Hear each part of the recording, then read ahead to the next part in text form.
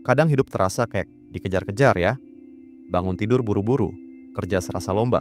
Bahkan saat istirahat pun tetap kepikiran. Tapi, apa ya produktif itu harus ngebut? Gimana kalau ternyata ada cara yang lebih tenang, lebih manusiawi, tapi tetap bikin hidup kita maju? Nah, di video ini kita bakal ngobrol soal mindset slow living, gaya hidup santai tapi tetap produktif. Yuk, kita bahas bareng. Slow living sering disalahpahami sebagai hidup malas-malasan, leha-leha tanpa tujuan, atau sengaja memperlambat diri biar terkesan santai. Padahal sebenarnya, slow living bukan soal berhenti bergerak, tapi soal bergerak dengan sadar. Artinya, setiap langkah yang kita ambil punya makna. Kita memilih untuk tidak ikut-ikutan terbawa arus cepatnya dunia, tapi tetap berjalan sesuai ritme kita sendiri. Dengan begitu, kita lebih bisa hadir di setiap momen. Saat bekerja, kita fokus. Saat makan, kita benar-benar menikmati rasanya. Saat bersama orang tersayang, kita betul-betul mendengarkan. Slow living itu bukan tentang seberapa cepat atau lambat kita bergerak, tapi seberapa dalam kita bisa merasakan hidup. Jadi, jangan bayangkan slow living itu pasif. Justru, ini cara hidup aktif, tapi dengan penuh kesadaran. Coba perhatiin, kenapa hidup kita sering terasa ngebut? Teknologi bikin kita terhubung 24 jam. Media sosial bikin kita ngerasa harus selalu update, harus selalu ada pencapaian baru, biar nggak ketinggalan dari orang lain. Dunia kerja pun seolah berlomba.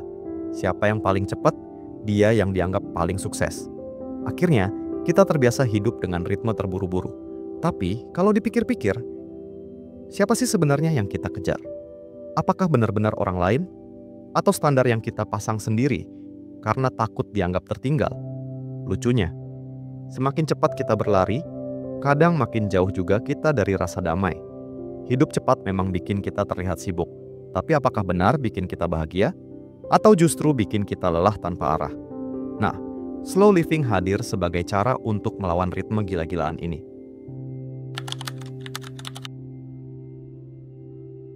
Banyak orang mengira kalau dia sibuk berarti dia produktif. Padahal, sibuk itu artinya sekadar banyak aktivitas. Sedangkan produktif berarti aktivitas kita benar-benar menghasilkan sesuatu yang bermakna. Nah, disinilah slow living jadi menarik. Dengan mindset ini, kita belajar untuk berhenti mengukur hidup dari seberapa padat jadwal harian kita. Kita nggak lagi bangga karena kerja dari pagi sampai larut malam tanpa jeda.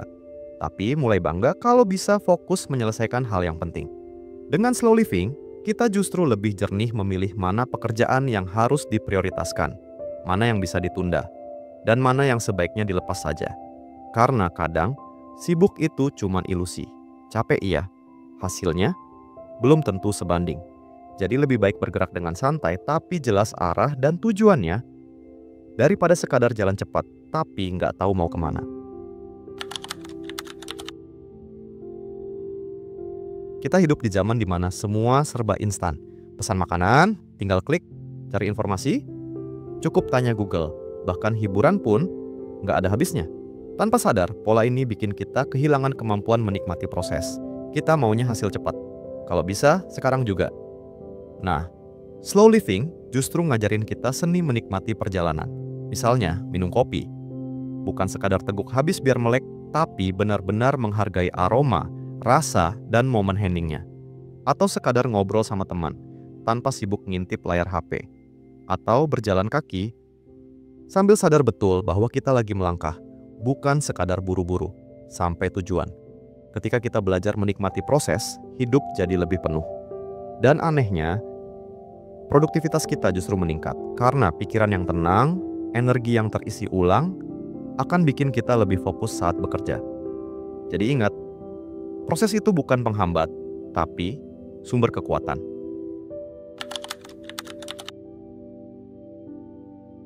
Slow living itu bukan berarti semua hal harus dilakukan dengan pelan. Justru, ini soal menemukan ritme hidup yang paling cocok buat kita. Ada momen di mana kita perlu gaspol, menyelesaikan pekerjaan dengan penuh energi. Tapi ada juga momen di mana kita perlu tarik napas, mundur sejenak, memberi ruang untuk diri sendiri. Sama seperti musik, kalau cuma nada tinggi tanpa jeda, pasti bikin telinga capek. Tapi kalau ada kombinasi nada rendah, naik, turun, hasilnya jadi indah didengar. Begitu juga hidup. Slow living membantu kita menyeimbangkan ritme itu. Dengan begitu, kita nggak lagi terjebak dalam pola hidup serba cepat yang melelahkan. Tapi juga nggak terlalu santai sampai nggak bergerak. Intinya, tahu kapan harus maju kencang dan kapan harus berhenti sebentar. Ritme inilah yang bikin kita bisa hidup lebih jernih, lebih fokus, dan tetap produktif tanpa kehilangan ketenangan.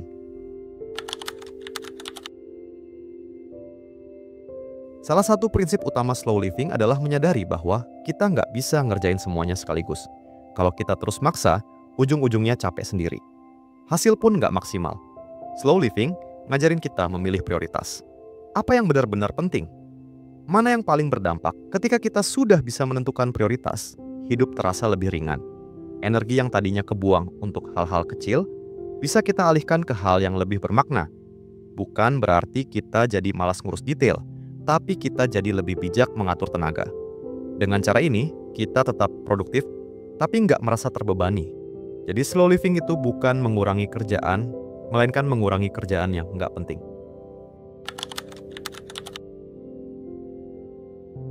Dalam kehidupan yang cepat, kita sering lupa memberikan ruang buat diri sendiri. Rasanya semua waktu habis untuk kerja, kewajiban, dan tuntutan orang lain. Padahal, slow living ngajarin bahwa punya waktu untuk diri sendiri itu penting. Bukan egois, tapi justru bentuk sayang ke diri. Saat kita berani istirahat, membaca buku, menulis jurnal, atau sekadar duduk tanpa gangguan. Sebenarnya kita sedang merawat energi batin kita. Dengan cara ini, pikiran jadi lebih jernih, hati lebih tenang, dan tubuh pun ikut pulih. Justru ketika punya ruang untuk diri sendiri, kita bisa kembali ke dunia luar dengan versi yang lebih segar. Jadi, slow living bukan cuma tentang bekerja lebih tenang, tapi juga tentang menghargai diri sebagai manusia. Karena kalau kita rusak di dalam, bagaimana bisa tetap produktif di luar?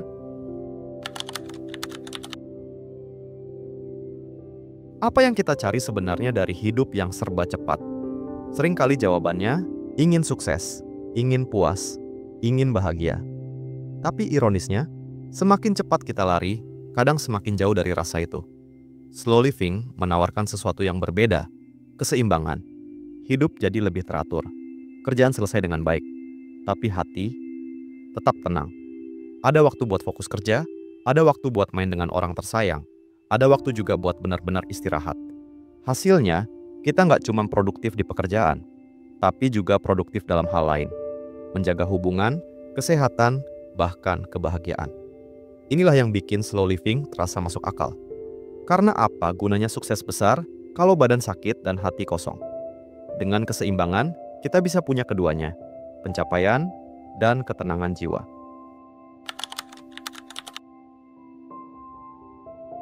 Tentu saja, menerapkan slow living di dunia yang serba cepat bukan hal gampang gitu. Kita sering merasa bersalah kalau bergerak lebih pelan. Seakan-akan kalau nggak sibuk, berarti kita malas. Tekanan dari luar pun ada. Lingkungan kerja, budaya kompetitif, bahkan media sosial yang selalu pamer kecepatan. Tapi justru disitulah nilai slow living, keberanian melawan arus. Kita berani bilang, aku nggak harus ikut ritme orang lain. Aku punya ritme sendiri. Itu bukan berarti kita menolak dunia modern. Kita tetap menggunakan teknologi. Tetap kerja keras, tapi dengan cara yang lebih sadar. Tantangan ini memang nyata. Tapi kalau kita bisa melewatinya, kita bakal lebih kuat, lebih bebas, dan lebih damai dalam menjalani hidup. Karena sejatinya, hidup bukan lomba sprint. Ini maraton panjang. Dan kita butuh energi untuk sampai di garis akhir dengan senyum, bukan tersungkur.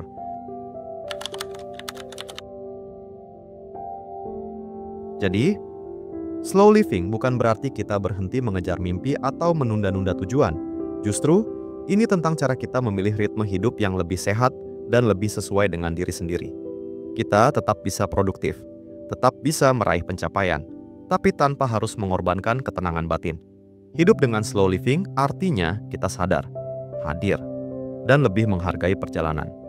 Pertanyaannya sekarang, apakah kita mau terus dikejar waktu, sibuk tapi kosong, atau mau hidup dengan ritme yang kita pilih sendiri, tenang, penuh makna, dan tetap produktif?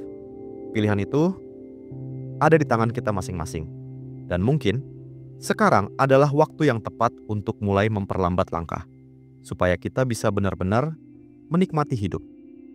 Untuk bacaan tambahan, baik versi ringkas maupun yang detail, tinggal cek website melalui link di kolom komentar. Kalau kamu suka dengan pembahasan ini, jangan lupa klik like, biar aku tahu topik seperti ini bermanfaat buatmu. Tekan tombol subscribe dan aktifin loncengnya supaya kamu nggak ketinggalan video refleksi hidup berikutnya. Dan kalau kamu punya pengalaman tentang slow living, tulis di kolom komentar.